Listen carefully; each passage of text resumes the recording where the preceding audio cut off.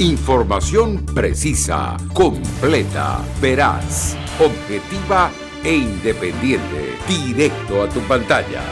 Voz de América en RCR 750.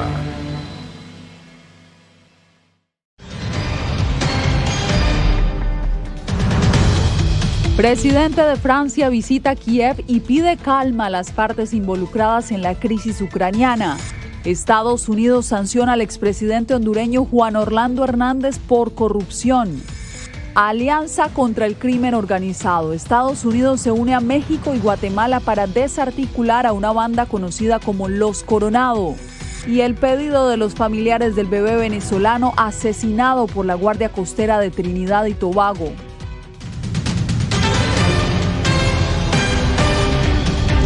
¿Qué tal? Bienvenidos desde Washington. Comienzan las noticias. La crisis generada por la posibilidad de una invasión rusa a Ucrania sigue acaparando la atención mundial. El presidente francés Emmanuel Macron visitó ayer Moscú y hoy Kiev en un intento por disipar las tensiones. Nos conectamos a esta hora en la capital ucraniana con Philippe Crowder, nuestro periodista de la agencia de prensa asociada. ¿Qué avances, qué resultados ha dado esta gira, Philippe? Pues hasta ahora ha sido una semana de avances diplomáticos muy lentos, casi imperceptibles. El presidente francés Emmanuel Macron partió hoy de Kiev hacia Berlín para actualizar a los aliados sobre lo que parece ser un avance bastante menor. Macron dice que recibió una promesa de la parte del presidente ruso Vladimir Putin que no escalaría la crisis y que no habría una presencia militar rusa permanente en Bielorrusia, en la frontera con Ucrania. Sin embargo, Moscú dijo hace poco que no hay ningún acuerdo entre París y Moscú. Macron sí sale de esta pequeña gira diplomática como un posible mediador en el futuro entre Rusia y Ucrania o entre Rusia y la OTAN, un papel que todavía no ha sido ocupado.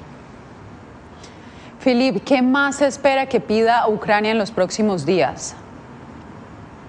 Pues Kiev estará representado en Berlín el jueves, cuando Rusia, Alemania y Francia se juntarán a Ucrania para hablar del acuerdo de Minsk. Es el acuerdo que puso fin a los combates a gran escala en el año 2014 en el sureste de Ucrania, pero que nos dejó sin un acuerdo político. Vale la pena recordar que Ucrania es un país que ha estado en guerra 8 años ya, con separatistas respaldados por Rusia. El despliegue masivo de tropas rusas en las fronteras de Rusia y Bielorrusia con Ucrania solo ha añadido otro nivel de complejidad y urgencia en esta guerra duradera. Philippe Crowder, muchas gracias por este reporte. Bien, y los esfuerzos diplomáticos que se adelantan en torno a la situación en Ucrania se han visto opacados por mensajes contradictorios y la falta de acciones concretas que reduzcan las tensiones. Celia Mendoza ha estado atenta de esta información. ¿Ha mostrado Rusia voluntad para avanzar en una desescalada militar? Hasta el momento no, ellos mantienen su presencia militar en la frontera con Ucrania, han asegurado que todavía no tienen ningún tipo de compromiso ni con los países de Occidente ni con la OTAN. Sin embargo, el presidente ruso Vladimir Putin indicó que está dispuesto en avanzar en la diplomacia y se espera que durante los próximos días lo visite el líder de Alemania, algo que será fundamental tras la visita de Macron. Los esfuerzos diplomáticos para buscar una reducción de las tensiones en la frontera entre Ucrania y Rusia no parecen prosperar. Dmitry Peskov, vocero del Kremlin, reiteró que ningún acuerdo se logró tras la visita a Moscú del presidente francés Emmanuel Macron. En la situación actual, Moscú y París no pueden hacer ningún trato. Esto simplemente no es posible porque Francia es miembro de la Unión Europea y un país en la presidencia de la Unión Europea. Francia también es miembro de la OTAN, donde Francia no tiene liderazgo. Las declaraciones se dan mientras Rusia adelanta ejercicios militares de artillería e infantería motorizada en el suroeste de su territorio. Aviones de guerra realizan maniobras y docenas de buques de guerra están en el Mar Negro y el Ártico, acciones que sigue de cerca el Pentágono. El señor Putin aumenta la capacidad de su fuerza a lo largo de la frontera con Ucrania y Bielorrusia. Y sin entrar en números específicos, pues está muy por encima de los 100,000 y sigue creciendo, pero lo importante no solo es la cifra de soldados enviados, son las capacidades. En medio de los cuestionamientos de Estados Unidos y la OTAN, Moscú reveló que su presencia en Bielorrusia no sería permanente. Estamos hablando de ejercicios conjuntos y naturalmente se entiende que una vez finalizados estos ejercicios, las tropas regresarán a los lugares donde están sus bases permanentes. Estados Unidos, por su parte, cuestiona la acumulación de soldados en la frontera rusa con Ucrania. Hay muchas oportunidades para que el señor Putin haga lo correcto y tome en serio la búsqueda de una solución diplomática a la crisis y reduzca las tensiones retirando a sus soldados. Según los reportes de inteligencia estadounidense, Vladimir Putin ya ha movilizado por lo menos un 70% de las fuerzas que necesitaría para una invasión completa a Ucrania. Sin embargo, ellos nuevamente reiteran que no se sabe si el líder ruso ha tomado una decisión. Era Celia Mendoza desde Naciones Unidas. Muchas gracias, Celia. Y ahora volvemos a este lado del Atlántico. Estados Unidos acusó directamente de corrupción al expresidente hondureño Juan Orlando Hernández. Óscar Ortiz nos dice que el exmandatario se defendió de los señalamientos. El secretario de Estado de Estados Unidos, Anthony Blinken, revocó la visa del expresidente de Honduras, Juan Orlando Hernández, por señalamientos de acciones ligadas a la corrupción y narcotráfico. El exmandatario respondió mediante una carta asegurando que siempre fue un amigo y aliado en la lucha en contra del crimen organizado y que sus resultados positivos fueron reconocidos en diferentes ocasiones por altos funcionarios y congresistas estadounidenses. Un funcionario del gobierno de Xiomara Castro percibe la sanción a Hernández como una advertencia sobre las consecuencias de tolerar la corrupción. Una muestra muy clara que no están dispuestos a tolerar la corrupción en los países del norte de Centroamérica. Una advertencia adicional, no solamente para los funcionarios hondureños anteriores, también para los entrantes. Washington vincula a Hernández con una corrupción significativa, lo cual lleva a una exdiputada hondureña a cuestionar a los entes investigadores de su país. Es preciso preguntarnos dónde ha estado el Ministerio Público y el Poder Judicial todos estos años y por qué la justicia estadounidense sí, pero por qué la justicia hondureña no. Otros funcionarios como la congresista estadounidense Norma Torres sostienen que las acciones de Washington contra funcionarios centroamericanos corruptos no se detendrán. El narcotraficante Giovanni Fuentes Ramírez, quien señaló al expresidente hondureño, fue condenado este martes a 30 años de prisión en Estados Unidos. Óscar Ortiz, Voz de América, Honduras. La Corte Suprema de Estados Unidos ordenó reinstalar en el estado de Alabama un mapa electoral que había sido desmantelado por tribunales inferiores, ya que presuntamente obstaculizaba a la comunidad afroestadounidense a ejercer su derecho al voto.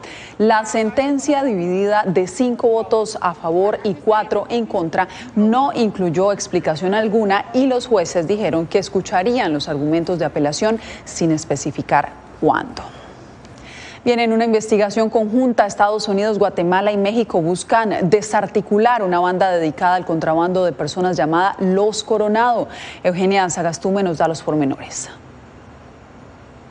El Departamento de Seguridad Nacional de los Estados Unidos confirmó haber participado en la investigación contra un grupo de coyotes que operaban desde Guatemala. Esta operación transnacional conjunta muestra la importancia de que ambos gobiernos colaboren para detener a las personas responsables y responsabilizarlas por transportar a estos no ciudadanos en ruta a los Estados Unidos, relata un comunicado en el cual asegura que se trata de personas que se dedican al tráfico de migrantes, pero en específico se les acusa de trasladar al grupo de guatemaltecos que fueron encontrados carbonizados en la masacre de Camargo, Tamaulipas, en enero de 2021. El proceso penal contra 10 personas ya inició en Guatemala.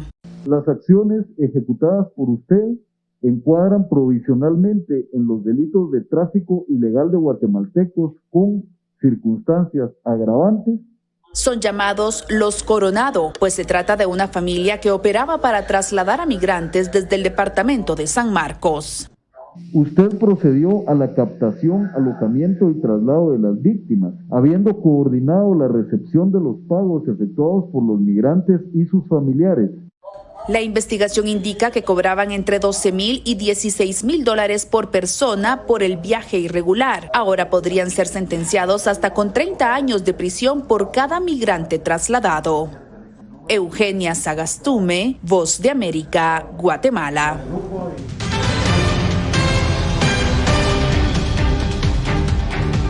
Familiares del bebé venezolano asesinado por la Guardia Costera de Trinidad y Tobago le están exigiendo al gobierno de la isla liberar a su hermanita de 2 años, quien se encuentra en custodia de las autoridades desde el día del siniestro. Adriana Núñez Rabascal conversó con algunos miembros de esta familia. La conmoción persiste entre la familia del niño venezolano que murió luego de que la Guardia Costera de Trinidad y Tobago disparó a una embarcación cargada con migrantes, alegando defensa propia. Aparte de dolor, rabia por cómo se dieron todas las cosas, porque un niño de 1 año creo que no merecía morir de esa manera, ¿entiendes? Y que por lo menos son personas que a diario luchan con inmigrantes, con personas que están tratando de pasar a este país, a ver si podemos sobrevivir, ¿ves? Entonces no entiendo por qué pueden una persona, qué corazón puede tener una persona al dispararle a un bote donde vienen más de 7, 8 niños, donde vienen un poco de mujeres. El padre del niño tenía 8 meses trabajando en la isla. La madre emprendió la travesía con los hijos desde Delta Amacuro hasta Trinidad para reunirse con él. Sin embargo, hoy se encuentra herida en un hospital de Trinidad. El disparo, al parecer, es un disparo que tuvo en el brazo, que le atravesó el brazo a él, y como llevaba al niño en los brazos, el niño murió en los brazos de la madre por la misma bala, pues. En comunicación con BOA desde Trinidad, sus parientes urgen al gobierno de la isla que les entregue a la niña de 2 años, que también viajaba en el bote. Su mamá pierde su bebecito y entonces también la alejan de su niña. Entonces ellos alegan de que la niña está bajo una cuarentena. Por su parte, el gobierno de Venezuela exhortó a las autoridades de Trinidad y Tobago a hacer una investigación exhaustiva para esclarecer el hecho que calificaron como fatal incidente. En los últimos 3 años, al menos un centenar de migrantes venezolanos han muerto o desaparecido en alta mar al salir de su país en embarcaciones que zarpan ilegalmente.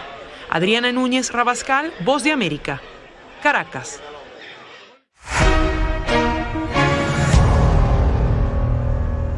Cinco estados de Estados Unidos revocaron el mandato de mascarillas en escuelas y lugares públicos. Laura Sepúlveda nos da los detalles. Nueva Jersey, California, Connecticut, Delaware y Oregon son los primeros 5 estados demócratas en anunciar que el uso de mascarillas ya no es obligatorio en lugares públicos, incluyendo las escuelas. La tasa de casos en California ha disminuido en un 65% desde nuestro pico de Omicron. Nuestras hospitalizaciones se han estabilizado en todo el estado. Nuestro requisito de mascarilla para interiores en todo el estado vencerá el 15 de febrero. Las personas no vacunadas aún deberán usar mascarillas en interiores. Vacúnense, reciban el refuerzo. Así anunció la decisión el gobernador de California, estado que a la fecha registra un acumulado que sobrepasa los 8 millones de infectados desde el inicio de la pandemia. La fecha de expiración de la norma varía según el territorio señalado y Connecticut, por ejemplo, dejó a potestad de los alcaldes la fecha de remoción, mientras Nueva York mantiene la instrucción. Al otro extremo, Texas insiste en la negativa de que una norma de este carácter pueda ser aplicada. En Estados Unidos ya son más de 900,000 las muertes por COVID, y por esta razón miembros del Congreso guardaron un minuto de silencio en las escaleras del Capitolio. Entre tanto, manifestaciones siguen teniendo lugar en Nueva Zelanda por el manejo de la pandemia. No estoy en contra de las vacunas, en realidad estoy vacunado. Frente a lo que estoy en contra es a obligar a las personas a vacunarse. Creo que es vergonzoso forzar la vacunación a personas que no quieren. Mientras tanto, un estudio en Israel develó que pacientes con deficiencia de vitamina D que habían contraído el virus registraron mayor afectación que quienes tenían buenas cantidades de esta vitamina en su organismo, pero aclaran que la vitamina D no debe ser administrada en reemplazo a la vacuna o como antídoto ante la enfermedad. Laura Sepúlveda, Voz de América. Un equipo internacional de científicos de la Universidad de Oxford descubrió una nueva cepa del VIH que es más infecciosa y que podría afectar gravemente el sistema inmunológico. Alonso Castillo nos amplía. La variante VB es una mutación rápida que existe desde hace varios años, pero es la primera vez que ha sido analizada en un grupo de individuos seropositivos, le dijo a La Voz de América el doctor Anthony Santella, presidente del Departamento de Administración y Políticas de Salud de la Universidad de New Haven. Sabemos que la mutación es inteligente en términos de reducir la cantidad de ayuda de nuestras células CD4 en el cuerpo, lo cual es importante porque esas son la parte de nuestro sistema inmunológico que nos mantiene saludables. La investigación señala que la carga viral, es decir, la cantidad de virus detectada en la sangre, es de 3,5 a 5,5 veces mayor que la cepa actual. Con esta variante, si no se atiende, una persona con VIH podría avanzar a SIDA en 2 o 3 años, a diferencia de otras variantes y cepas de 6 a 7 años. El académico destacó que hay herramientas biomédicas muy útiles, como medicinas antirretrovirales e incluso vacunas que están en desarrollo. Sin embargo, hacerse pruebas cotidianamente es fundamental para la salud pública. En Estados Unidos, alrededor del 86% de las personas con VIH conocen su estado. La investigación publicada en la revista Science destaca que esta variante no es motivo de alarma, ya que los tratamientos actuales siguen siendo efectivos contra el virus y que la mejor manera de evitar contraer o transmitirlo es la protección, el diagnóstico temprano y un tratamiento inmediato. Alonso Castillo, Voz de América. El expontífice Benedicto XVI ofreció disculpas por su manejo en un caso de abuso sexual. El hecho se remonta a 1980, cuando él era arzobispo de Múnich y supervisaba a un sacerdote señalado de abusar sexualmente de varios menores. Benedicto, que hoy tiene 94 años, negó las acusaciones que lo culpan de no actuar y de conocer que el sacerdote era un abusador.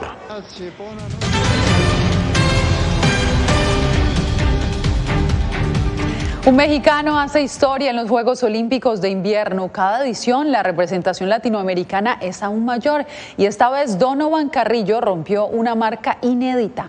Jacopo Luzzi nos cuenta. Si bien América Latina no cuenta con tradición en deportes sobre hielo y nieve, atletas como el mexicano Donovan Carrillo alcanzaron logros sin precedentes para sus respectivos países en los Juegos Olímpicos de Invierno 2022. Donovan Carrillo se convirtió este lunes en el primer patinador mexicano en avanzar al programa largo en la historia del país, gracias al mejor programa corto de su vida. Los 24 mejores patinadores ahora avanzarán al patinaje libre del jueves.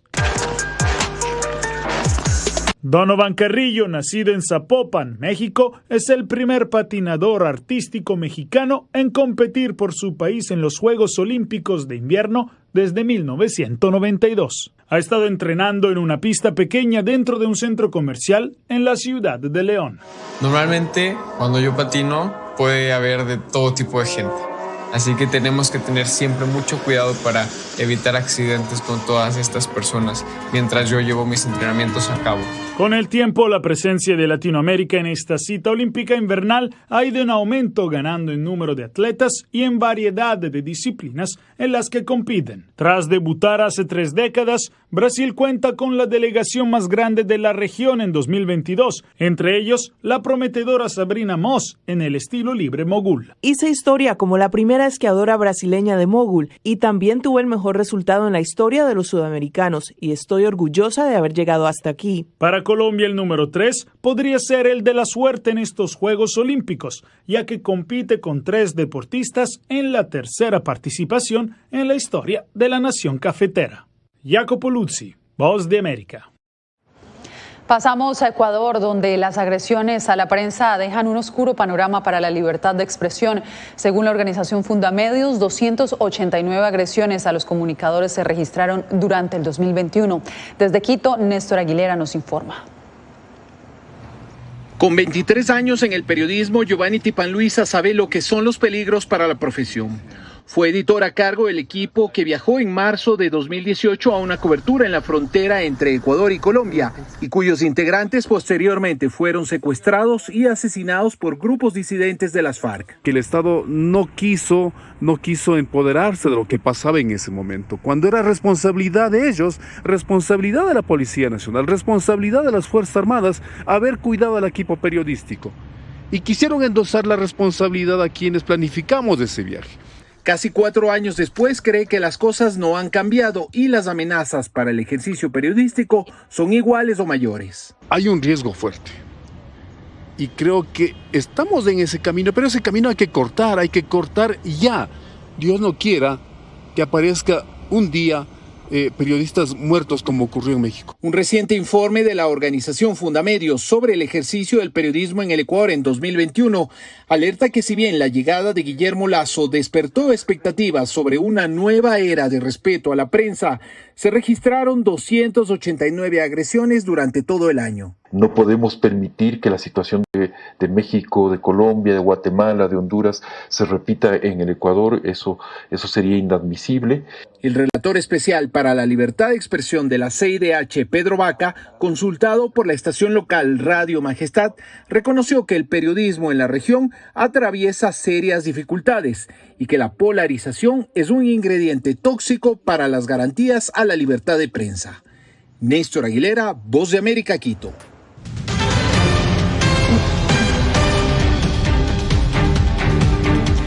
Un nuevo récord batió Cristiano Ronaldo y esta vez no fue por su avidez con la pelota. El astro portugués se convirtió en el primer usuario de Instagram en superar los 400 millones de seguidores.